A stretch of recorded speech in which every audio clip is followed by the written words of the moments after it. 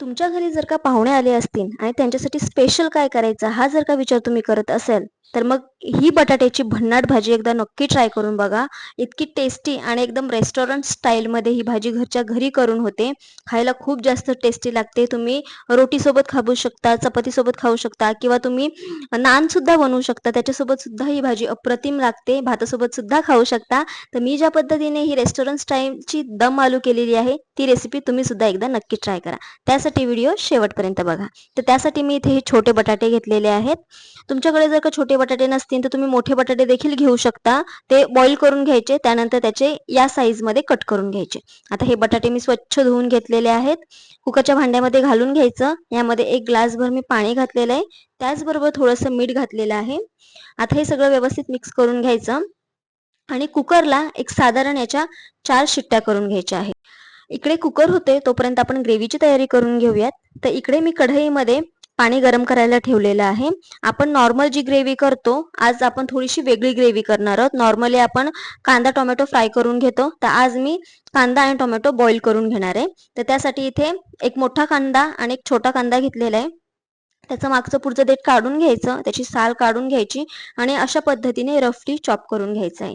त्याचबरोबर इथे छान असं पिकलेला टोमॅटो घेतलेला आहे मध्यम साईजचा. त्याच्या सुद्धा फोडी तयार करून घ्यायच्या. आता इथे मी काश्मीरी लाल मिरच्या घेतलेल्या आहेत सुकवलेल्या. त्याची देठं काढून घ्यायची आणि पाणी गरम झालं की मग त्याच्यामध्ये या मिरच्या घालून घ्यायच्या, टोमॅटो घालून घ्यायचं आणि त्याचबरोबर कांदा देखील घालून घ्यायचा आहे. हे सगळं मिश्रण व्यवस्थित उकळवून घ्यायचं. कांदा, टोमॅटो छान असा शिजला की मग एका ताटामध्ये हे सगळं काढून घ्यायचं, त्याचं पाणी सगळं काढून घ्यायचं आणि थंड करून घ्यायचं. आता जो हे टोमॅटो आहे त्या टोमॅटोची साल काढून घ्यायची. सगळं मिश्रण व्यवस्थित थंड करून घ्यायचं. इकडे बटाटे देखील आपले उकडलेले आहेत. आता मिक्सर जारमध्ये हे सगळं मिश्रण घालून घ्यायचं. त्यामध्ये आलं आणि लसूण ॲड करायचा आणि झाकण लावून ह्याची एकदम स्मूथ अशी पेस्ट तयार करून घ्यायची. तुम्ही बघू शकता रंग देखील एकदम सुरेख असा आलेला आहे. इकडे बटाटे सुद्धा व्यवस्थित शिजलेले आहेत, थंड झालेले आहेत. त्याची साल काढून घेतली आणि जो मॅगी खायचा चमचा असतो त्याने अशा पद्धतीने त्याला आपल्याला छिद्र करून घ्यायचं, जेणेकरून सगळा जो मसाला आहे तो व्यवस्थित आतपर्यंत मुरला जाईल. इकडे कढई गरम करून घेतली, त्यामध्ये 2 चमचे तेल गरम करून घेतलं. यामध्ये बॉईल केलेले बटाटे घालून घ्यायचे आणि छान असं एकदम क्रिस्पी होईपर्यंत मस्त असं आपल्याला हे फ्राय करून घ्यायचे. तुम्ही बघू शकता गोल्डन ब्राऊन रंग आलेला आहे बटाट्यांना, मस्त असे फ्राय झालेले आहेत. ते काढून घ्यायचं. आता याच कढईमध्ये थोडं अजून तेल मी ॲड केलेलं आहे आणि यामध्ये घातलेलं आहे जिरं. जिरं चांगलं फुललं की मग याच्यामध्ये काही खडे मसाले घालून घ्यायचे आहेत. खड्या मसाल्यांमध्ये मी याच्यामध्ये घातलेलं आहे एक तमालपत्र. त्याचबरोबर मी याच्यामध्ये घातलेला आहे दालचिनीचा तुकडा, एक चक्री फूल घातलेला आहे आणि एक मसाला वेलची घातलेली आहे. काही सेकंद हे मसाले व्यवस्थित परतवून घ्यायचे. त्यानंतर याच्यामध्ये घालायचं आहे वाटण. वाटण घालायचं, व्यवस्थित ढवळून घ्यायचं आणि छान असं हे वाटण परतवून घ्यायचं. वाटण चांगलं परतवून झालं की मग याच्यामध्ये घालायचे आहेत सुके मसाले. सुके मसाल्यांमध्ये मी घातलेली आहे थोडीशी हळद, 2 चमचा धणा पावडर घातलेली आहे. व्यवस्थित मिक्स करून तेल सुटेपर्यंत परतवून घ्यायचं. काश्मीरी लाल मिरची पावडर मी याच्यामध्ये नाही घालणार आहे, कारण आपण ती ग्रेव्हीचं जे वाटण आपण बॉईल करून घेतलं होतं मी त्याच्यामध्येच घातली होती. त्याच्यामुळे मी याच्यामध्ये काश्मीरी लाल मिरची पावडर घालत नाही, नाहीतर मग कालवण जास्त तिखट होईल. आता याच्यामध्ये फेटलेलं दही घालून घ्यायचं. गॅस बंद करायचा. व्यवस्थित हे सगळं मिश्रण मिक्स करून घ्यायचं. मिक्स करून झालं की मग गॅस पुन्हा चालू करायचा आणि एकदम लो ठेवायचा गॅस. नाहीतर काय होतं, हे जे दही आहे ते फाटतं आणि मग ग्रेव्हीला टेक्स्चर छान येत नाही.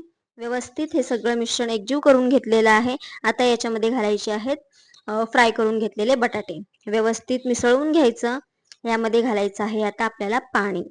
पाणी याच्यामध्ये इतपतच घालायचं जितपत तुम्हाला ग्रेव्ही घट्ट पातळ किती हवी आहे त्यानुसार तुम्ही याच्यामध्ये पाणी कमी जास्त करू शकता. मी याच्यामध्ये साधारण 1.5 ग्लास पाणी घातलेलं आहे. व्यवस्थित पुन्हा एकदा मिसळून घ्यायचं. चवीनुसार यामध्ये मीठ घालायचं आहे.